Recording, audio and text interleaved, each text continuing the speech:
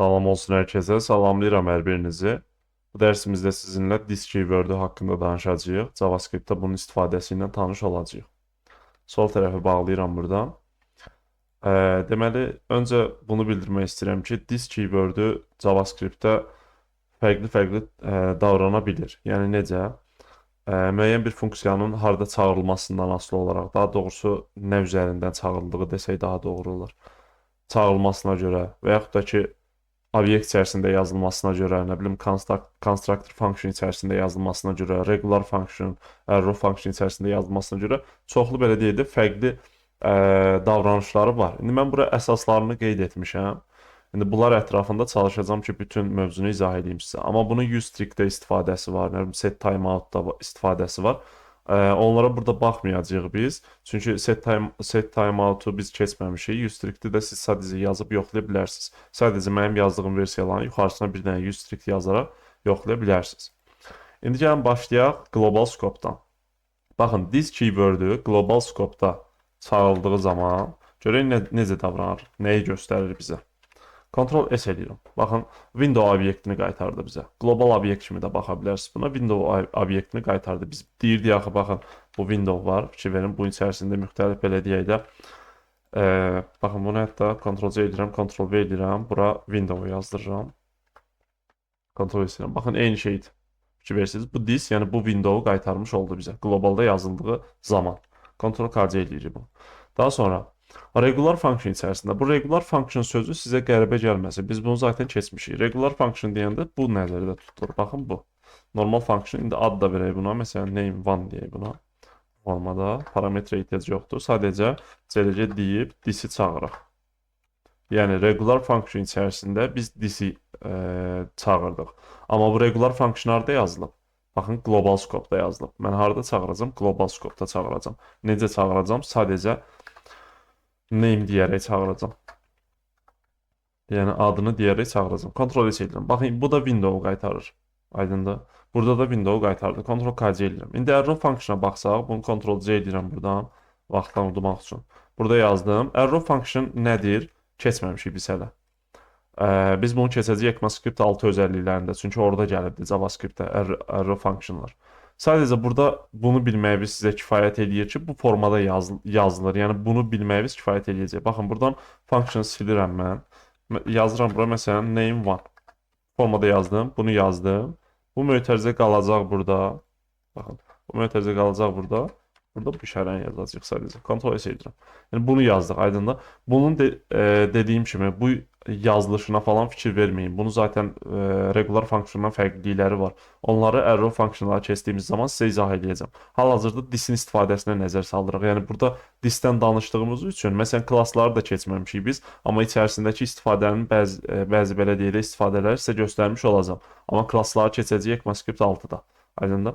Onun üçün də ilişib qalmayın. Bu niyə görə bu formada yazıldı? Arrow function nədir və nə deyil? Yəni dediyim kimi bunları keçəcəyik. Sadəcə this'in istifadəsinə baxaq. Deməli, global scope-da yazılan funksiya içərisində, arrow function-a yazılan funksiya içərisində this'i yazdığımız zaman bizə window obyektini qaytardı və bunu da globalda çağırmışıq burada. Niyə görə çağırılması, yazılması deyirəm? Çünki bunun bəzi fərqləri var. İndi izah edəcəm onları sizə. Baxın, obyekt içərisində this yazılması. Obyekt biz bilirik də. Məsələn, const deyirəm, obj deyirəm bura. Hər hansı bir ad verə bilərsiniz. Məsələn, deyirəm ki, name olsun. Bu obyektin name property yazdım. Bu name olsun, məsələn, this. Sadəcə this yazdım. Fikir verin. Və gəlirəm, CLC deyirəm. Obj içərisindən mən name'i çağıracağam. Ctrl S edirəm. Baxın, bizə window qaytardı. Hələ ki, bura qədər hamısı window qaytarır. Fikir verirsiniz də yəqin ki. Obyekt içərisində, yəni obyektin this'i də window obyektini göstərdiğində bunu regular function bunun içərisində yazıldığı zaman, arrow function bunun içərisində yazıldığı zaman daha ətraflı biləcəyik. Amma globalda yazdığımız obyekt var burada. Bunu çağırdıq biz. Konsol içərisində obyektin name'ini çağırdıq. Yəni bu this təyin etmişik də, bunu elə deyil. Bu this bizə window obyektini göstərmiş oldu. İndi gəlirik əsas məsələ. Belə deyək də, biraz qarışıqlıq burada başlayır əslində, amma qarışıq deyil. Bunu deyim ki, məsələn, mən xarici forumları oxuyuram, orada da bəzi yox, çox belə deyək də, proqramçının yazdığı kommentlərdən əksəriyyəti bu olur ki, disə qədər gəldim, amma disdən sonra proqramlaşdırmaya davam edə bilmədim. Yəni, dis o qədər qarmaşıq gəlir ki, indi Bəzən yumorsunda yazırlar bunu. Sadəcə o qədər qarmaşıq gəlir ki, tələbələr falan gəlir, ilişib qalır burada disdə ki, bu disi öyrənə bilmədim, mən irəliləməyəcəm. Elə deyil. Bunu əzbərləmək lazım deyil. Disin bəzi yerlərində mən də qarışdırıram. Məsələn, elə olur ki, reguların içərisində row işlənir, row içərisində bir dənə də regular yazılır. Məsələn deyirəm də, indi bu karmaşıq yazılışlar heç çox olmayacaq. Amma ola bilər də müsahibə sualı olsun və s. nəsə olsun. Bu zaman bunu sadəcə məntiqlə belə deyək də gedişata addım-addım getmək lazımdır. Çalışacağam ki, o addımları da sizə göstərim. Yəni əzbərləmək lazım deyil də dediyim kimi. Məntiq olaraq tutmaq lazımdır. Niyə görə? İndi biz arrow funksiyonlara keçəndə orada daha ətraflı biləcəksiniz əslində. Bu dis barəsində də daha ətraflı bilmiş olacaqsınız. Hal-hazırda onu keçmədiyimiz üçün ümumi danışma məcburiyyətində qalıram. Deməli, obyekt metodu olaraq regular function yazdığımız zaman bu nə deməkdir? Məsələn, bunu Ctrl C deyirəm buradan. Buraya yapışdırıram. Və bunu Ctrl-K eləyib açıram. Baxın, obyekt, bu name artıq bizə lazım deyil. Gəlin burada belə bir şey eləyək. Funksiya yazaq biz. Baxın, mən funksiya yazacağam metod olaraq. Məsələn, nə olaraq yazacağam? Metod yazıram elə adını. Metod bu formada yox da. Metod one yazıram məsələn buna. Funksiya olaraq da bunu təyin edirəm. Baxın, funksiya, yəni regular functionla yazdım mən bunu. Və gəlib gələcək deyirəm, this, sadəcə this-i yazıram. Baxın, Ctrl-S edirəm. Obyekt içərisində də gəlin istəyirsiniz bir heç olmasa first name yazaq da. Formada yazaq. Məsələn, buna deyək Nihan. Formada vergülümüzdə yazaq bura düzgün işləsin sintaks olaraq. Metod one yazdım. Fikir verin. Bu metod adını dəyişdirə bilərsiniz. Ha, mən obyektin metodu deyəndə bunu nəzərdə tuturam. Bura D də yaza bilərsiniz. Bax, yaza bilmədiniz. D də yaza bilərsiniz yəni bu formada. Aydındır. O ad metod olmalıdır məcburiyyətində deyil. Ümid edirəm ki, bunu bilirsiniz artıq. Buraya qədər gəlmişik. İndi mən nə etmək istəyirəm? Baxın, burada this yazdım. This first name-də demək olar. İndi gəlin görək bu necə davranacaq. Mən gəlirəm burada. Obyekt içərisində sadəcə obyekt üzərindən çağırmağımız kifayət edəcək. Çünki burada zaten konsola yazmışıq biz. Metod one-ı çağırıram. Baxın, obyektin içərisindəki metodu çağırdım mən. Aydındır. Bu obyektin metodudur artıq. Okay. Yəni, amma bu metodu mən nə ilə? Regular function-la təyin etmişəm. Ctrl-S eləyirəm. Baxın, bu obyektin özünü qaytardı mənə. First name-i Nihan olan. İndi mən gəlib this nöqtə first name desəm, Ctrl-S eləyirəm. Baxın, Nihan cavabı qayıtdı mənə. Yəni, bu obyekt içərisində yazılan, metod olaraq yazılan regular function içərisindəki this obyektin özünü qaytardı. Özünü işarələmiş oldu. Yəni, biz burada this deyəndə bu obyekt demiş olduq əslində. Aydındır? Obyekt nöqtə first name. Belə başa düşə bilərsiniz. Okay? Təkrarən deyirəm, obyekt içərisində metod olaraq yazdığımız, baxın, bunu hətta sildirəm buradan, bu ad bəlkə sizi qarışdırır. Baxın, Ctrl-S edirəm, eyni nəticədir. Amma burada bu formada yazılış var ki, bu obyektin metodudur artıq, aydındır. Obyekt içərisində metod olaraq regular function-dan metod yazmışıqsa əgər, o regular function içərisindəki this obyektin özünü bizə qaytarır. Aydındır, bu OBJ-ni qaytardı bizə. Ona görə this nöqtə first name deyəndə bu obyektin içərisində first name olduğu üçün onun dəyərini mənə qaytardı Nihan cavabını. Okay? Bura qədər də ümid edirəm ki, problem yoxdur. Hələ ki, baxın, problem yoxdur. Əsas bu problem başlayacaq harda? Arrow function-da. İndi gəlin ona baxaq. Problem deməyək, əslində fərqli deyək. Ən yaxşısı fərqli deyək bunu. Biz nəyi burada düzgün kopya etməmişik? Gəlin bir də götürək bunu. Ctrl-C edirəm buradan. Ctrl-V edirəm bura. Daha sonra bunu Ctrl-K eləyib açır. İndi burada fərqli yazılışlara da biz baxmış olacağıq. Arrow function dediyimiz zaman mən bu formada yaza bilərəm bunu. Baxın. Bu formada. Bu arrow function oldu artıq. Fikir verin. Adı da deyil. İndi Ctrl-S eləyirəm. Baxın, undefined qayıtdı mənə. Fikir verin. Regular function-dan yazdığımız zaman nə oldu? Regular function içərisindəki this, yəni obyektin içərisində söhbət gedir artıq. Nəyi göstərdi mənə? Obyekti göstərdi, elə deyil. Və obyekt üzərindən çağırdıq da bunu. Burada belə deyək də, indi o qədər dərinliyinə qədər əslində çox da bilmək mən elə düşünürəm ki, hal-hazırda vacib deyil. Amma bunu bilin ki, bu regular function nə üzərindən çağırıldığı əsas önəmli nöqtələrdən biridir. Yazıldığı qədər çağırıldığı da, yazıldığı qədər deməyək, daha doğrusu çağırıldığı daha önəmlidir deyə bilərik. Harada çağırıldığı, aydındır, nə üzərindən çağırıldığı, bu daha önəmlidir. Onun disini təyin etmək üçün. İndi burada arrow function-a baxırıq. Baxın, arrow function-a yazmışam. This nöqtə first name dediyim zaman undefined qayıtdı mənə. İndi bu this-in özünü yazdırsam, Ctrl-S edirəm. Window obyektini qaytardı. Fikir verin. Window obyektini qaytardı. Amma regular function nə qaytardı? Bu obyektin özünü qaytardı. Hə, buradan artıq bir fikir formalaşdırmalıyıq özümüzdə. Bilmək lazımdır ki, arrow function xüsusi bir disə sahib deyil. O leksikal skopu biz keçmişdik də sizinlə. Skoplar dərsində keçmişdik. Elə deyil, temporal dead zone'dur, leksikal skopdur və s. bunları keçmişdik. Bu arrow function da leksikal skopdan istifadə eləyir, dis istifadə eləyir. Bu nə deməkdir? Bunu da biraz açaq.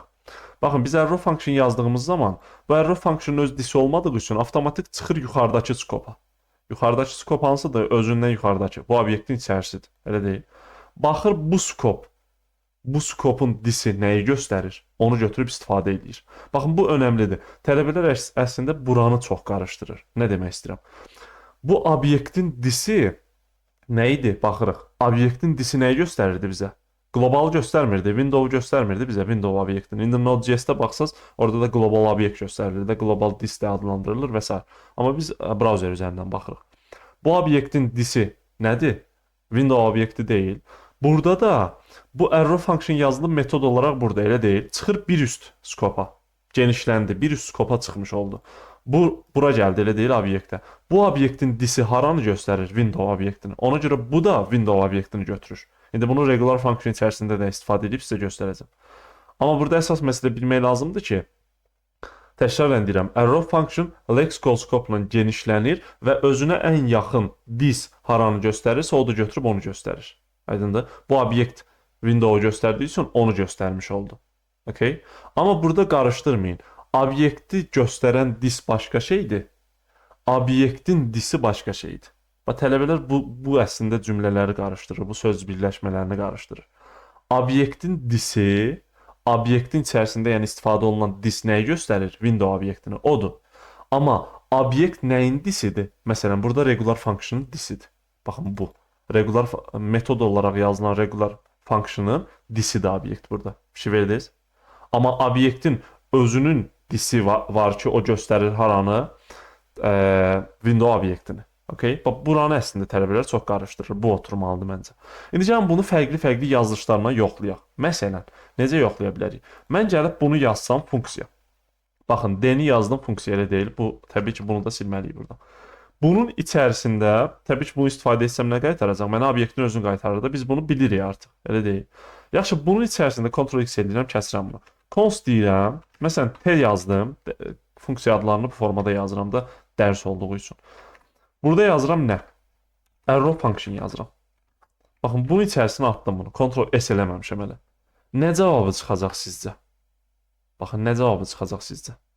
Bunu bir düşünün özlüyünüzdə. Mən Ctrl-S eləyirəm. Baxın, bizə cavab olaraq nə qayıtdı? Boşluq.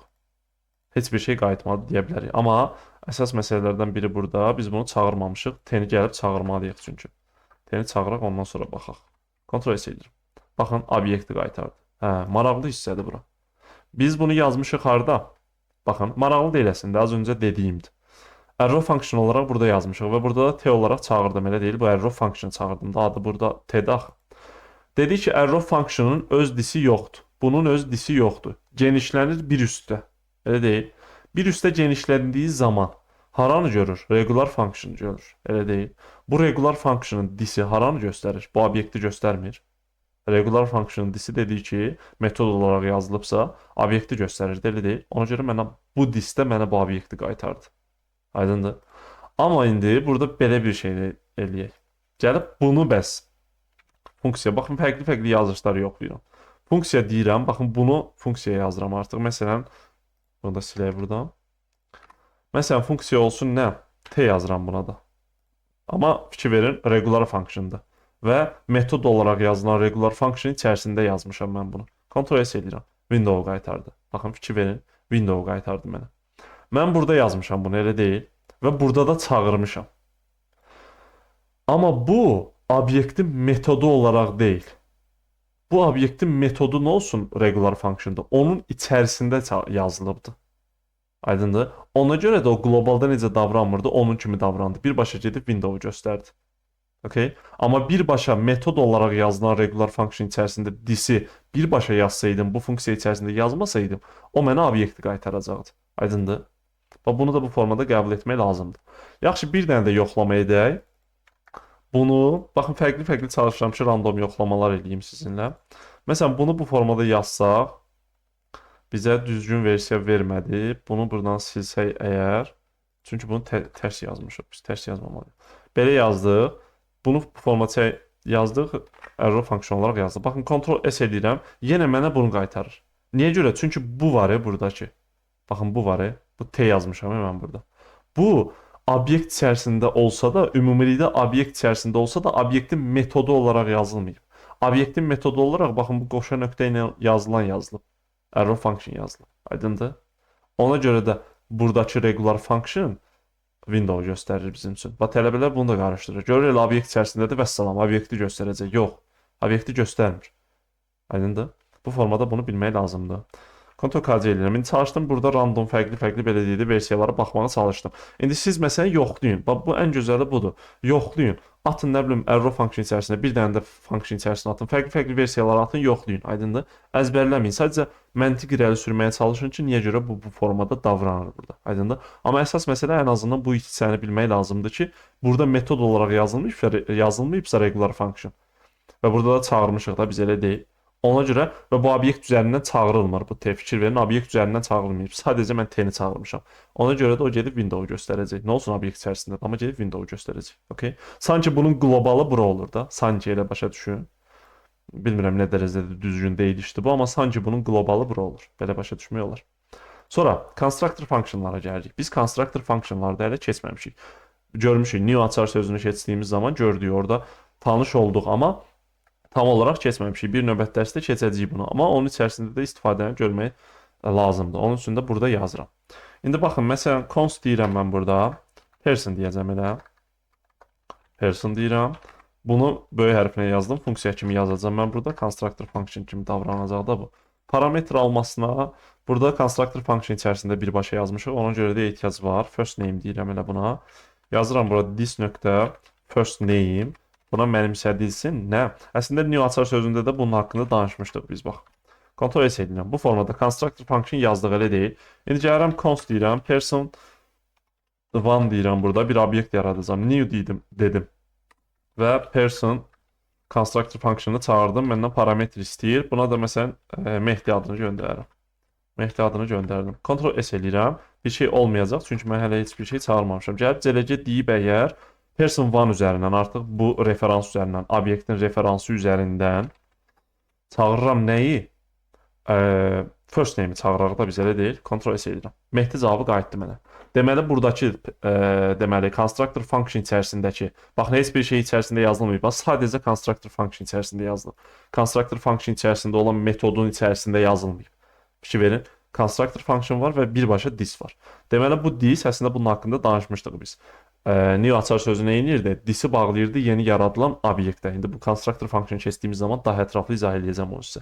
Burada da bunu görmüş olduq biz. Deməli, constructor function içərisindəki this nəyi göstərəcək? Yaradılan obyekt nədirsə, istinad etdiyimiz obyekt nədirsə onu göstərəcək. Aydındır? Ona görə sanki yox, daha doğrusu obyekt üzərindən first name çağırdıq da zaten biz burada. Yəni obyektin referansı üzərindən. Okay?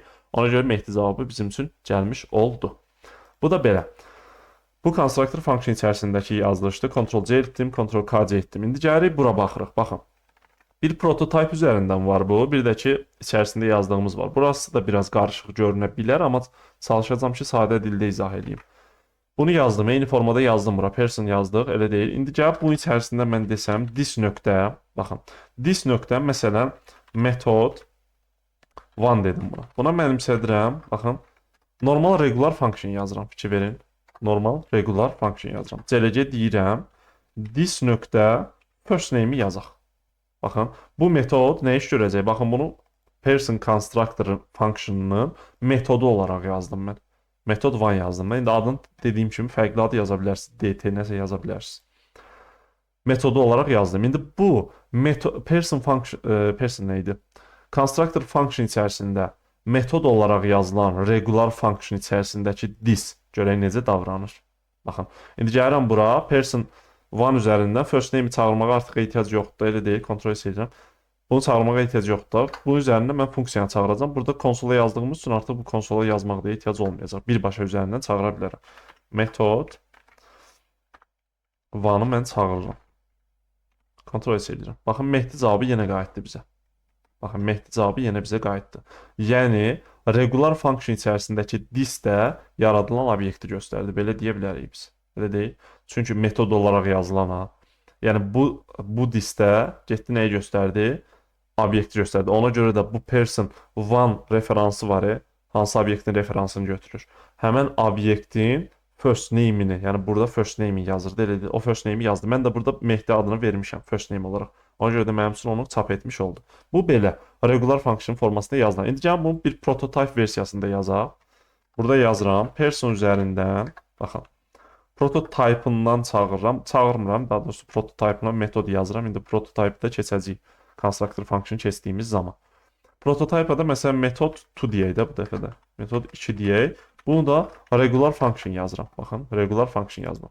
Bu da gəlib bunu yazmağı bəs eləyəcək. Ctrl-C edirəm, Ctrl-V edirəm, Ctrl-S elədim. Baxın, burada da metod 2 yazdım, prototype üzərindən yazdım bunu. Gəlib person 1 üzərindən mən metod 2-ni çağırıram. Ctrl-S edirəm. Mehdi cavabı yenə bizim üçün çıxdı. Aydın. Məsələn, burada da gəlib fərqli bir şey eləyək. Sadəcə this yazdıraq. Ctrl-S edirəm. Baxın, personın cavabı qayıtdı bizə. Ctrl-C edirəm bunu. Oraya yapışdırıram. Baxın, birin. Ctrl-S edirəm. Baxın, birin yazmışam harada mən? Birin yazmışam person constructor'ının function'ının içərisində. Burada metod olaraq elə deyil. Birini də gəldim burada prototype əlavə etdim mən. Metod 2 olaraq. Elə deyil. Bu formada da əlavə edə bilirik də. Bunu da niyə görə edirik? Dediyim kimi constructor function'ı, prototype'ı, proton falan keçdiyimiz zaman deyəcəm. Burada metodun ikisini də çağırdım mən. Mehdinin adını da göndərmişəm bura first name-ə yerləşsin deyə elə deyil. Bu first name burada this first name-ə yerləşir. Obyektin first name-ilə yerləşir. Və çağırdığım zaman burada mən prototype-da yazdığım funksiyada, regular function-a yazdığım funksiyada, metodda this-i istədim. Mənə this olaraq persondan yaradılan obyekti göstərdi. Amma burada isə nə etdim? Sadəcə this üzərindən first name, yəni obyektin deməli first name-ini istədim. Ona görə də Mehdini qaytardı mən. Okay. Bura qədər aydın. İndi bunu Ctrl-C edirəm, Ctrl-K-C edirəm, gəlirəm aşağı. İndi constructor function-da arrow function-lara baxacağıq biz. Baxın, nə edəcək? Bunu arrow function eləyəcəm mən. Formada və gəlirəm bunu da arrow function edirəm. Ctrl-S edirəm. Burada bir şey düzgün yazmadım. Funksiyanı silməliyim. Ctrl-S edirəm. Baxın, Mehdi cavabı qayıtdı və window qayıtdı. Fikir verin. Deməli. Mehdi cavabı hardan qayıtdı? Metod 1-dan qayıtdı. Çünki this.first name deyirəm mən. Mehdi cavabı qayıtdı. Bu içərisində yazılan, baxın, bu içərisində yazılan metod olaraq yazılan arrow function-ın this-i çıxır yuxarı düşünün. Yuxarı çıxanda yenə, baxın, eyni məntiqdir. Bu person function, constructor function-ının this-i nəyi göstərir? Baxın, bu this nəyi göstərir? Obyekti göstərmir, yaradılan obyekti göstərmir. Ona görə də mən də burada arrow function içərisində this.first name deyəndə obyektin first name-ini istəyirəm. Ona görə də Mehdi cavabını mənim üçün yazdı. Okay, burada problem yoxdur. Amma prototype üzərindən metod əlavə etdiyim zaman və bunu nə kimi yazdığım zaman, arrow function kimi yazdığım zaman this-i çağıranda mənə window qaytardı. Aydındır? Ona görə burada əslində bir tərəfdən qeyd etdiyim kimi bu belə deyək də qarışdırılan mövzulardan biridir. Çağırılma yeri və yazılma yeri. Burada fərqliliyi göstərir biraz. Aydındır? Bu belə başa düşmək lazımdır. Amma burada da başa düşmək lazımdır ki, bu formada çıxır. Sadəcə constructor function göstərirdi obyekti. Ona görə də Mehdi cavabını qaytardı mənim üçün. Bu belə. İndi burada fərqli bir şey göstərmək istəyirəm mən sizə. Əslində regular function-dan da onu göstərə bilərik. Gəlin istəyirsiniz klasslara baxaq, ondan sonra göstərim. Ya da istəyirsiniz burada göstərmirəm. Baxın, məsələn, const yazıram bura. Buna adını verdim. Dəyişənə təyin edirəm. Bunu metod kimi çağırmayacağam artıq. Bunu da metod kimi çağırmıram. Const yaza bilsək. Const D yazdıq. Buna da T yazıram. Buna da mənimsədirəm bu formada. Baxın. 2 dənə dəyişənə təyin etdim də mən burada. Person 1, metod 1-ı. Hər biri arrow function-la yazılıb. Fikir verin. İndi mən gəlib bunları, baxın, D-ni burada elə funksiya kimi çağırıram öz yanında. T-ni də aşağıda. Biraz aşağı çəkək. T-ni də aşağıda funksiya kimi çağırıram. Ctrl-S edirəm. Baxın, yenə mənə birinci Mehdi cavabını qaytardı. İkinci isə window obyektini qaytardı. Baxın, dəyişiklik olmadı ki, mən bunu dəyişənə təyin edib, sonra funksiya kimi çağıranda, arrow function-a yazılanda dəyişiklik olmadı. Fikir verdiniz. Eyni bu nəticəni verdi. Zaten bunların özünü necə çağırmamışdım, o nəticəni verdi. İstəyirsiniz gəlin, hətta çağıraq, daha aydın olması üçün metod 1-ı burada çağırmışdıq funksiya olaraq, elə deyil. Daha sonra gəlirəm bura, bir dənə də CLG deyirəm. Bu formada xəttlər atacağam ki, aydın olsun sizə. Sonra gəlirəm bura. person1 üzərindən metod tunu da çağırıram funksiya olaraq elə birbaşa. Kontrol edirəm. Baxın, nəticələr hamısı ikisi də eynidir. Yəni bu nəticə ilə, baxın bu nəticə ilə person1 üzərində metod 1-ı çağırmağımla bunu dəyişənə təyin edib funksiya kimi çağırmağım arasında fərqi olmadı. Mehdi cavabı çıxdı mənim üçün. Eyni ilə də burada person1 üzərindən metod 2-ni çağırdığım zaman bu nəticə gəldi. Bunu dəyişənə təyin edib funksiya kimi çağırdığım zaman eyni şey gəldi mənim üçün. Elə deyil? Yaxşı, bu aydın məsələ. İndi bunu mən buradan Ctrl C eləyəcəm hara qədər? Bura qədəri və buradan təbii ki hamısında Ctrl K C eləyəcəm. Gəlirəm regular function. Ctrl K eləyirəm, açıram bunu. Regular functionda artıq bu person da buradan silmək olar. Bu formada yazıram. Baxın, artıq regular functionda elə deyil. Mən burada bunu bu formada çağırmışam. Elə deyil. Sonra dəyişəni təyin edib çağırmışam. Burada da bunu metod 2-ni, prototype üzərindən gələn metod 2-ni çağırmışam. Sonra dəyişəni təyin edib çağırmışam. İndi bu dəyişəni təyin etmələri bağlayıram hələ ki. Ctrl K C edirəm. Baxın, bağlayıram bunları. Normal çağırışına baxaq. Ctrl S edirəm. Mehdi və person cavabı qayıtdı mənə, elə deyil. Bu konsolda bu xəttlərdir, mən özüm yazmışam. Yəni Mehdi cavabı buradan qayıtdı. Bu dis-də mənə nəyi qaytardı? Obyekti qaytarmış oldu. Okay. Bura qədər aydın məsələ. Yaxşı, bunu bəs baxın Mehdi və person cavabı qayıtdı da bizə.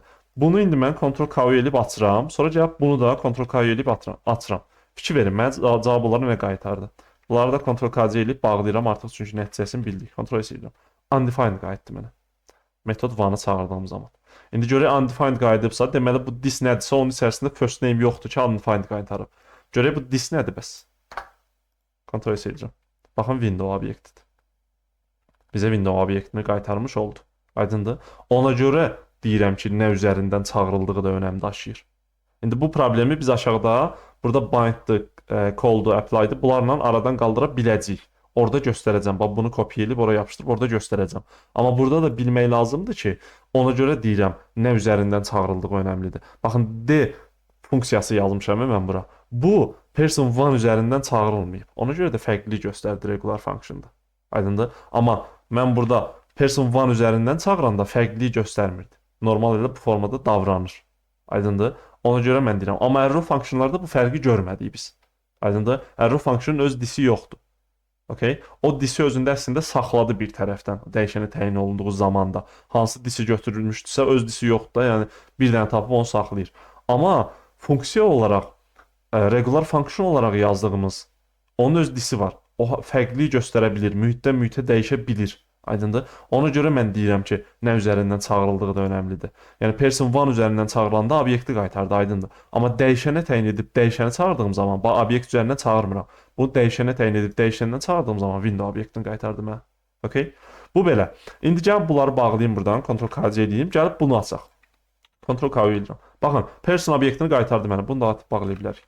Person obyektini qaytardı mənə, elə deyil, nə prototype üzərindən yazılan. Yaxşı, gəlib bunu açsam, Ctrl K eləyib, Ctrl S edirəm. Baxın, burada da window qaytardı mənə. Fikir verdiniz? Ona görə regular function, yəni bu ümumilikdə bütün arrow, regular üçün falan filan hamısı üçün deyilir ki, yazıldığı yer, çağırıldığı yer ümumilikdə. Amma regular functionda birbaşa biz çağırıldığı, nəyin üzərindən hətta çağırıldığının fərqini görmüş olduq. Obyekt üzərindən çağırır, obyektin referansı üzərindən daha doğrusu çağırırıqsa əgər, bizə obyektin özünü qaytardı. Aydın məsələ, bu okeydir. Amma dəyişənə təyin edib dəyişəni funksiya kimi çağırdığım zaman window obyektini qaytardı. İndi bu məsələni də aradan qaldırmağa dediyim kimi call'd, apply'dı, bind'dı, bunları da göstərəcəm sizə. Aydındır, bunu kopya edib sizə göstərəcəm. İndi bunları Ctrl K C edirəm hələ ki, bu formada.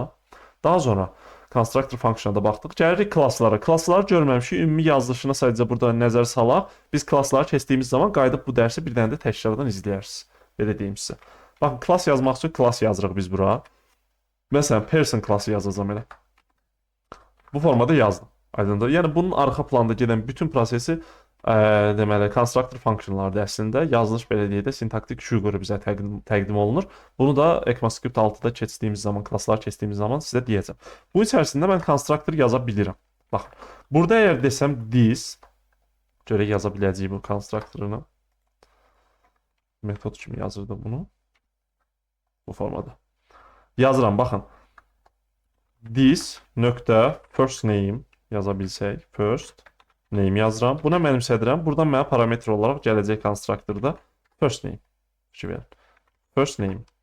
İndi gəlib bunu ən sadə yolla necə eləyə bilərik? Biz bu klassdan bir obyekt yaradarıq. Onun referansı üzərindən first name-i çağıra bilərik də parametr olaraq göndərdiyimiz. Baxın, const yazıram, person1 yazıram buna, buna mənimsədəcəm.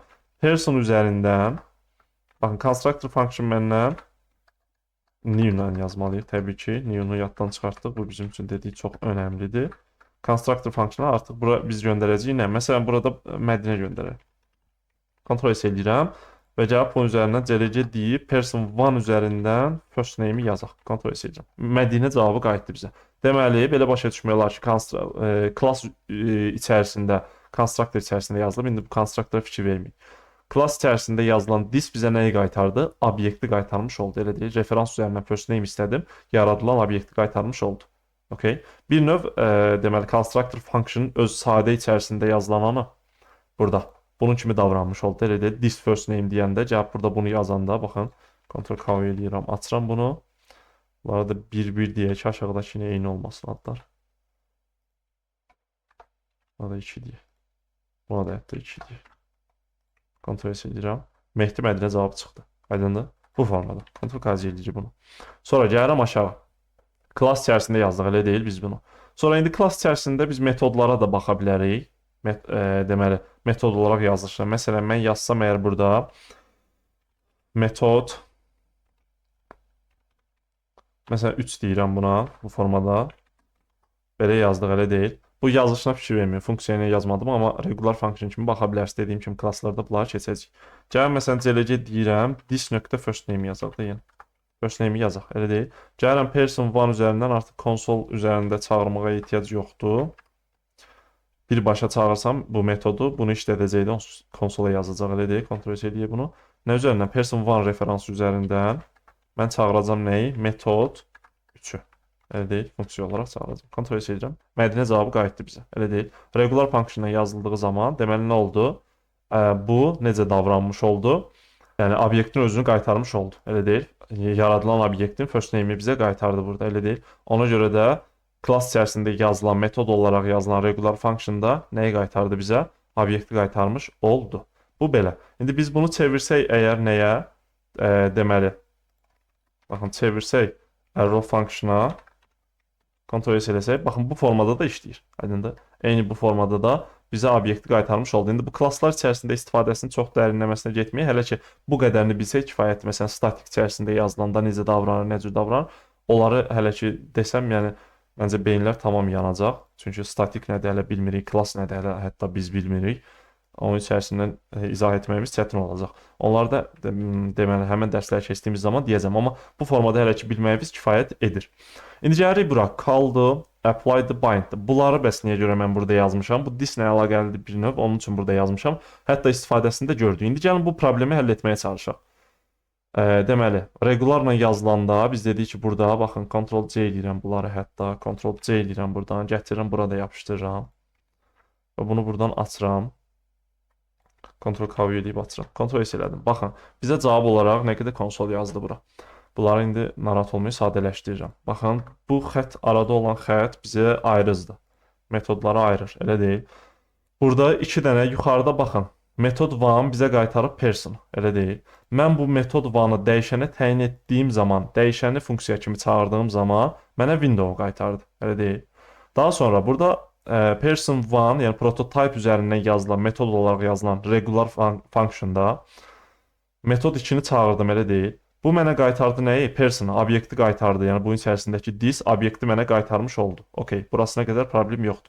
Amma bunu dəyişənə təyin etdiyim zaman mənə window qaytardı. Bu zaman mən gəlib belə bir şey deyə bilərəm. Baxın, buna .bind deyirəm bu formada. Burada this olaraq nə göstərilsin? Onu göndərə bilirəm. Məsələn, person1-ı göndərsəm buraya yer, kontrol edirəm. Baxın, bu da person-ı göstərdi artıq. Baxın, bu da artıq person-ı göstərdi. Okay?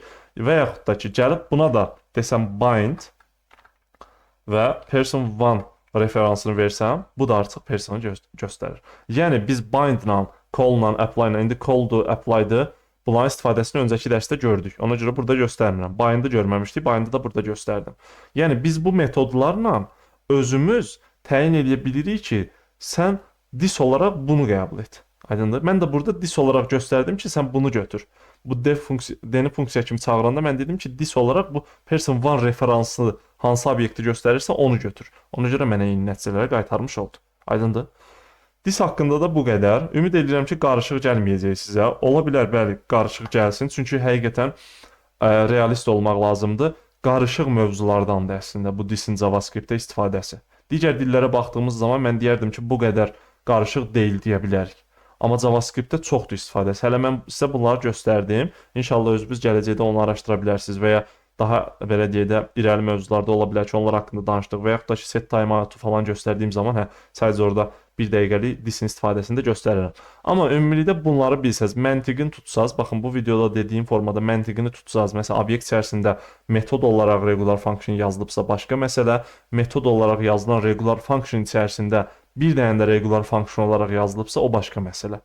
Bunları bilməlisiniz. Obyektin disi başqa məsələdir. Obyektin özü dis olaraq göstərilirsə bu başqa məsələdir. Bunları bilsəz əgər, əmin olun ki, problem olmayacaq. Mən %80 deyə bilərəm ki, problem olmayacaq. Okay?